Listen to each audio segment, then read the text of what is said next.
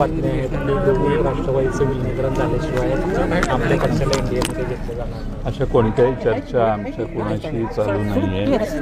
आता प्रसारमाध्यमातून वेगळ्या बातम्या येत आहेत हे पाहून आमचीच करमणूक होते.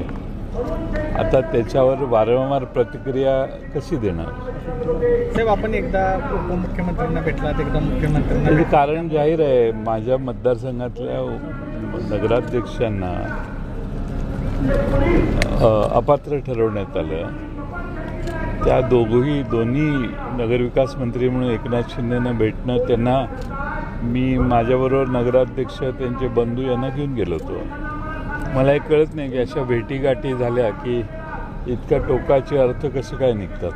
साहेब, एकंदरीत बघायला गेलं तर आपल्या पक्षाचे आमदार असतील, खासदार असतील, कुठंतरी अस्वस्थ आहेत. पण सोलापूर जिल्ह्याला विषय घेतला तर उत्तम जानकर असतील, राजू खरे असतील, यांचा ओढा कुठंतरी महायुतीकडे आहे. त्यामुळे अशा चर्चांना कुठंतरी पाठबळ मिळतं असं वाटतं. त्यांचा ओढा वगैरे नाही आहे. त्यांची अपेक्षा आहे की कामं व्हावीत मतदारसंघात. ते ज्या जनतेने त्यांना निवडून दिले त्यांची अपेक्षा आहे की आपल्या जनतेची कामं व्हावीत. त्यासाठी आवश्यक त्या योजना मध्ये त्यांच्या मतदारसंघाचा सहभाग व्हावा, यासाठी प्रत्येक आमदार प्रयत्न करणारच ना. त्यांच्या स्टेजवर जात आहेत, पक्षाच्या स्टेजवर गेले, पक्षाच्या कार्यक्रमाला उपस्थित राहणे योग्य नाही.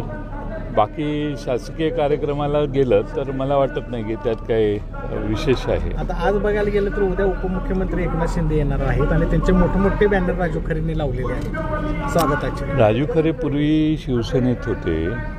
त्यांचे चांगले संबंध त्यांच्याशी आहेत. मागच्या वेळी मग पवारसाहेब आलेले त्यावेळी पवारसाहेबांची बॅनर त्यांनी लावलेले.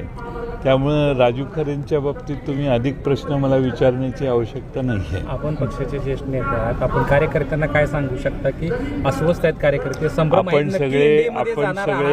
सगळे पवारसाहेबांच्या, मला कळत नाही, आम्ही आता इथं विरोधातच काम करतोय ना.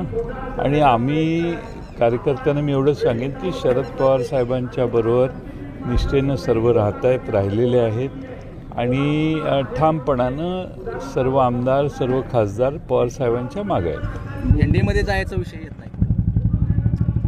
एनडीएने काय आम्हाला निमंत्रण दिले क्या जायचा प्रश्न तयार होतो? मला असा प्रश्न तुमच्या मनात कसा येतो? जनतेच्या मनात आहे. कोणीतरी जनतेच्या मनात नाही आहे. तुम्हीच जनतेच्या मनात घालण्याचा प्रयत्न करताय. 20व्या दिवशी सोनम वांचूक यांना पहाटे अत्यंत गैर आहे असं उचलणं, आणि खरं म्हणजे त्यांच्याशी चर्चा करायला पाहिजे होती.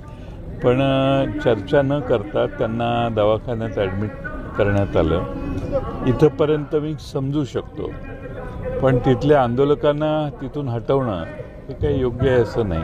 शेवटी लोकशाही मार्गाने प्रत्येकाला आपलं मत मांडायची संधी मिळाली पाहिजे. हुकुमशाहीचा प्रकार वाटतो का? तो प्रश्न सरकारला विचारला पाहिजे ना तुम्ही. त्यांच्या बाजूला देखील फोनवरती बोलू देत नाहीत आणि त्यांना भेटू देखील देत नाहीत. त्यांच्यावर मध्ये एकदा त्यांना अचानक अरेस्ट केलं आणि राजस्थानला कुठंतरी नेलं. त्यावेळी त्यांच्या पत्नीचा आणि त्यांचा संपर्क होऊन दिला नव्हता. मग नंतर का सोडलं हेही कळलं नाही, का अरेस्ट केलं हेही कळलं नाही, का सोडलं हेही कळलं नाही.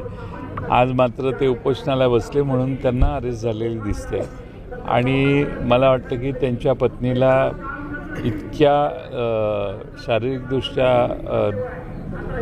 वीक झालेल्या व्यक्तीला, कमजोर झालेल्या व्यक्तीच्याबरोबर त्याच्या पत्नीनं राहणं आवश्यक आहे, तसं त्यांच्या पत्नीनं त्यांच्याबरोबर ठेवणं गरजेचं आहे. भाजप सरकार कुठेतरी हुकुमशाही करते किंवा दडपशाही करते असं वाटतं? असं तुम्ही निष्कर्ष काढा ना. आता तुम्ही निष्कर्ष काढायला पाहिजे. तुम्ही पत्रकार म्हणून तुम्ही काहीतरी तुमची भूमिका मांडा ना. याला विचारायचं आणि दोघांची लावून द्यायची. आमचं तर मत जाहीरच आहे.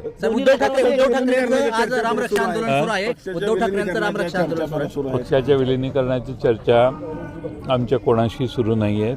कोणतीही विलिनीकरणाची चर्चा या क्षणापर्यंत झालेली. रामरक्षा आंदोलन सुरू आहे. उद्धव ठाकरेंचं नाकारल्या होत्या. सुनील तटकरे यांनी अजितदादांच्या निधनानंतर या चर्चा नाकारल्या होत्या. मात्र आता ते म्हणतायत चर्चा एका विशिष्ट टप्प्यावर गेली होती, म्हणजे त्या दादांच्या निधनानंतर आता त्याला बरोबर आहे. आता ते म्हणतायत आणि मी सुरुवातीपासून हे सांगत होतो पण आता कोणत्याही चर्चा आमच्या चालू नाही. अर्थमंत्रीपदासाठी दोन्ही राष्ट्रवादी रस्सीगेट सुरू आहे, काय नक्की आम्ही कुठल्याही स्पर्धेत नाही आहे. आम्ही कुठलं खातं मागितलेलं नाही, कुठली मागणी केलेली नाही. पण तुम्ही त्याच्या आधीच मला गेल्या 2-3 दिवसात 2-3दा शपथ दिल्यासारखे दिसते. महाविकास आघाडीचे घटक उद्धव ठाकरे यांचं रामरक्षा आंदोलन सुरू आहे साहेब. ऑफिसमध्ये लावतात, परवानगी घेऊन लावतात. त्याचा अर्थ असं बघितला जातो का की दोन्ही राष्ट्रवादी काँग्रेस एकत्र नाही, अजितदादांच्या बरोबर जे नेते आहेत होते त्या सर्व नेते पवार साहेबांनीच मोठे केलेले, ताकद दिलेले नेते आहेत. त्यामुळे त्या प्रत्येकाच्या हृदयात शरद पवार आहेतच.